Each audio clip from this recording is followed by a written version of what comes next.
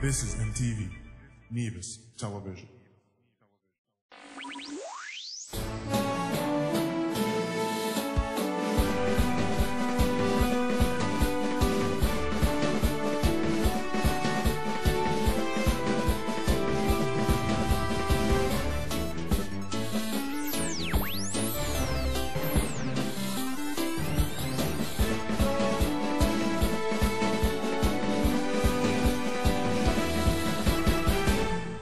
Good evening and welcome to the Nevis newscast for today, Friday, July 16th, 2010. I'm Bronte Swanston Hendrickson. In the top stories, spotlight on environmental impact assessment training, and Premier Parry tells Nevisians go and see Four Seasons preparations. Stay with us. The details are straight ahead. Massive, massive, it's the night you have been waiting for. Friday the 30th July 2010. It's the OMP Nevis Pages International Night of the Stars. Featuring out of Jamaica, the renowned reggae artist, Mr. Vegas. Also appearing, Queen of Dancehall, Tifa and Lady Timberly, along with the Evolution Sound, Record Movement, and in the yard, the Collegium Band and the Odyssey Band. Also, the best female dancers in the Federation. The MC for the night, Sweet Sister Cynthia out to Sugar City Rock. Massive. Admission for all this action is just $75 before the night of the show, or $85 at the gate. VIP tickets for just $100 before the night of the show, and $120 at the gate. Hear this, hear this. All VIP ticket holders will receive a free vehicle pass, free private parking, and 2 complimentary drinks. Massive. Hurry, hurry, purchase your ticket early and avoid paying at the gate. Tickets are available at Nevis Pages office on Happy Hill Drive in Charleston, Berlin Sackett, Butcher Stackett, Teddy Restaurant, and Men Pizzeria. Massive, don't miss this. This is straight from ya. Platinum sponsors Digicel, the bigger, better network. The Environmental Impact Assessment EIA training was the focus of a 2-day workshop which concluded today at the Llewellyn Newton Disaster Management Office at Long Point. Project Manager for St. Kitts and Nevis Biodiversity Project, Dr. Floyd Homer of Barbados, and Mr. Lloyd Gardner were the facilitators. Addressing participants at Thursday's opening session, Dr. Homer spoke of the idea for the workshop. The whole idea of this training actually emerged in the mid-1990s, and the first such training was conducted in St. Kitts and then in Nevis in 1998, and where we actually visited a site where there was a potential marina. I can't recall the name of the area, but the project never went forward.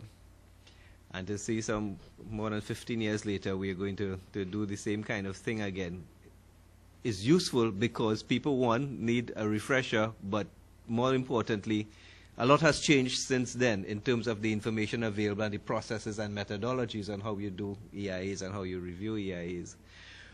But the major weaknesses throughout the English-speaking Caribbean has been that people did not find or were not people outside of government agencies did not have the capacity to do as thorough a review as the lead agency, normally the planning department, would want. He also shared his expectations of the 2-day training.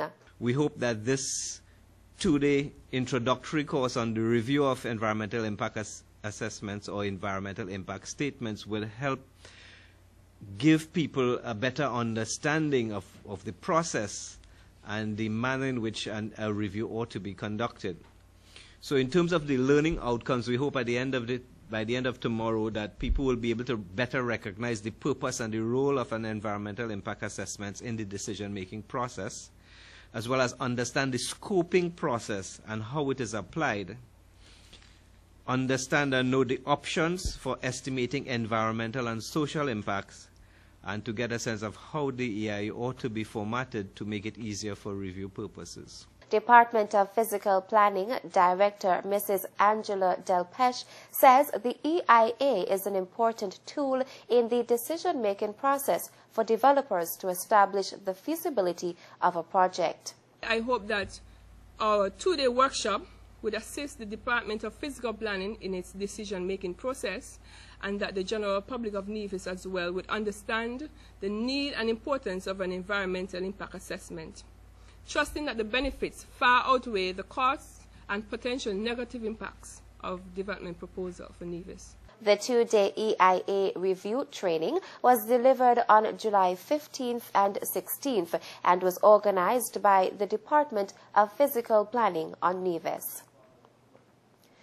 Premier and Minister of Tourism, the Honorable Joseph Parry, has urged the people of Nevis to take advantage of the opportunity being provided to see at first hand the work which has been done at the Four Seasons Resort to prepare the facility for reopening on December 15th.